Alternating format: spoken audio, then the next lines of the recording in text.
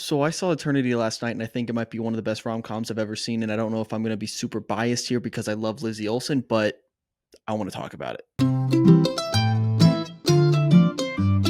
I will not be spoiling anything for this movie. I just want to talk about what I enjoyed about this movie. I saw it early before anyone else did. Does that make me better than you?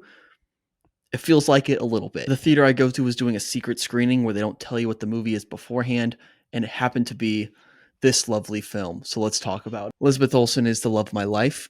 She can do no wrong in my eyes, so of course I was going to love this movie regardless. So everything I say you can take with a little bit of grain of salt, but I do think this movie is incredible. The rest of the cast, Miles Teller, awesome in this movie. Callum Turner, hot in this movie. Also hilarious. I've never seen him be anything but like the brooding hot guy who's like kind of quiet. He is hilarious in this movie. He's really funny. Divine Joy Randolph, this is the first time I've seen her since The Holdovers. The Holdovers is one of my favorite movies of all time. All the stars were aligning for me to love this movie, and I did. John Early is the only other guy in this movie. I didn't know who he was, but this is a very small cast. There is one other lady who plays a literal Karen in this movie, but for the most part, it is these five running the show. It's basically shot like a COVID movie. Granted, there are a lot of bigger set pieces, but you got a small cast, five heavy hitters. So first of all, I'll give you an outline. It is 60% comedy, 40% romance, I would say. I feel like that's a good split for a rom-com. Maybe 50-50 is like the perfect amount, but 60-40. This movie is really, really funny, which I will talk about in a second. It does not stress over the details. So if you don't know the premise of this movie, basically you die and you get to choose to go to an eternity for the rest of your life. And you show up at this junction where you can choose what that eternity is going to be like. Lizzie Olsen's character shows up at this eternity and she is faced with a dilemma because both of her former husbands are there. And she must choose who she wants to spend eternity with and where.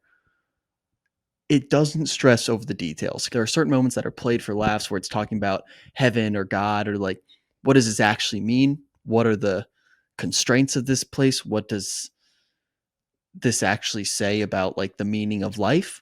It doesn't care. This movie doesn't care about that. It's just, let's simplify it. Let's make this tangible and digestible for the audience. We're at an actual train junction and you got to pick where you want to go. It's as simple as that.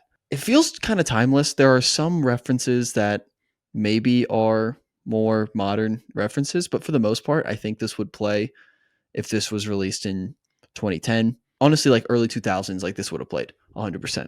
I do think this is the funniest movie of the year. And I haven't seen a lot of comedies this year, so maybe I'm just misguided or misinformed, but I would love for someone to give me a funnier movie after they see this movie because this movie's I was laughing. I was laughing. And it's for everyone. Not just like don't take your parents to this movie type of funny. This is funny for everybody. In theaters, I was sitting next to the the type of moviegoers who explain the joke. And even I enjoyed that. Like they enjoyed this movie. I enjoyed this movie. We should not enjoy the same movies. There is a Korean War bit that kind of goes on throughout the entire movie. I love. I love it. It's so funny. It's fantastic. Now, all of this being said, I came out of this movie thinking, my goodness, this might be on my Mount Rushmore of rom-coms. So I wanted to see where it would stack out. So I put some names up on the board here. So my number one for the rom-com Mount Rushmore, my number one of all time is About Time. There's an argument that it's not even a rom-com, that it's more just romantic dramedy. I don't know if it fully falls under rom-com, but if it does, it's number one. 10 Things I Hate About You. Love that movie. When Harry Met Sally, of course. That fourth spot might be where I slide Eternity in. It really might be. I don't know. I know that's exaggerating a little bit because I just got out of the theater, but I really like this movie. The other ones I would include are Palm Springs and How to Lose a Guy in 10 Days. They're definitely in the conversation.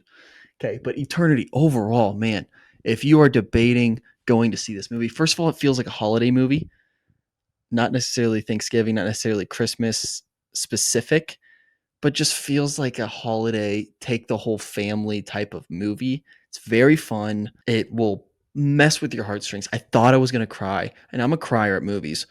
I'm a little surprised that I didn't. I don't know if that's a failure on the movie's part, but I was close a few times. It definitely has an emotional appeal. And I'm not gonna spoil anything, but the ending works for me. It makes sense. The ending works for me in a way that doesn't feel just like put a bow on it. Like they actually earned the ending that they got. So I can't say enough good things about this movie. I really enjoyed it. I believe I scored this a 96 out of 100, which is shockingly high for me. I'm going to see this movie again, probably multiple times in theaters. I can report back. Follow me on Letterboxd. I may change it, but as of right now, Eternity. Welcome to the show. Welcome to the rom-com conversation. My goodness, Lizzie Olsen, I love you.